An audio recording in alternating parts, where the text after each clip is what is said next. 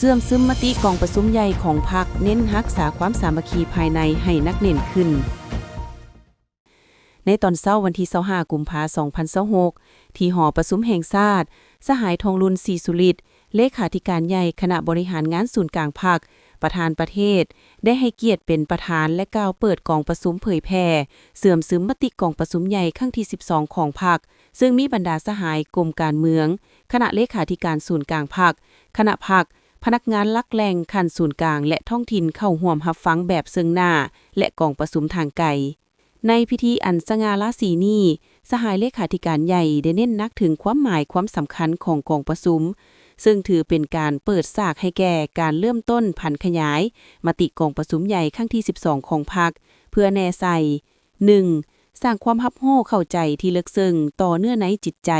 สำคัญของแนวทางการเมืองและแนวทางการจัดตั้งที่ได้กำหนดออกในกองประชุมใหญ่ครั้งที่12ของพรรคอย่างเป็นระบบ 2. เสื่อมซึมกำแน่นเนื้อในที่จะได้นำพาซี่น้ำการพันขยายและจัดตั้งปฏิบัติตัวจริง 3. สร้างให้ได้แผนดำเนินงานแผนปฏิบัติงานละเอียดของแต่ละแขนงการและท้องถิ่นที่กำหนดละเอียดหน้าเวียกแผนค้นแผนเงินความรับผิดชอบกำหนดเวลาชัดเจนเทศตัวจริงและสามารถจัดตั้งปฏิบัติให้มีผลสำเร็จเป็นรูปธรรม 4. มีกลไกระบอบแบบแผนการซี่น้ำบัญชาติดตามกวดกาการสุกยู่จัดตั้งปฏิบัติที่ถูกต้องแท้ถึงและมีวิทยาศาสตร์ 5. มีความเป็นเอกภาพสูงอยู่ภายในมีความตัดสินใจอันเด็ดเดี่ยวกล้าหาญประดิษฐ์สร้างเพื่อผันขยายและจัดตั้งปฏิบัติมติกองประชุมใหญ่ครั้งที่12ของพรรคเข้าสู่ล้วงเลิกและเป็นรูปธรรมกองประชุมยังจะได้รับฟังการเสนอโดยสังรวมเกี่ยวกับเนื้อในสำคัญของโครงการการเมืองรายงานการเมืองที่ได้รายงานและรับร้องเอาในกองประชุมผู้แทนทั่วประเทศครั้งที่12ของพรรค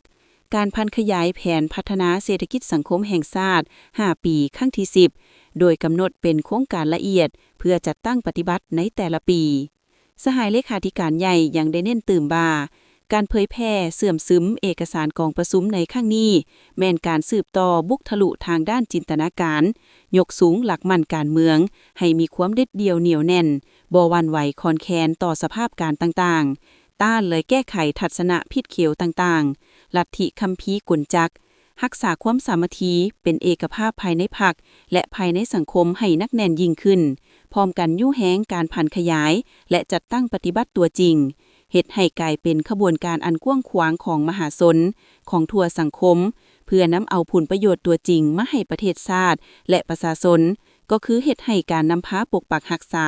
และพัฒนาประเทศชาติไปถูกต้องตามทิศที่ได้กำหนดไว้อย่างหนักแน่นมีข่าวดีจะมาบอกสำหรับใครสนใจเช่าพื้นที่ขายเครื่องทุกประเภทและเช่าพื้นที่ป้ายโฆษณาอยู่ตลาดลาวสนใจสอบถามที่เบอร์ 02058389209 สถานที่ตั้งอยู่บ้านสะพังเมืองไซธานีนครหลวงวิจันทร์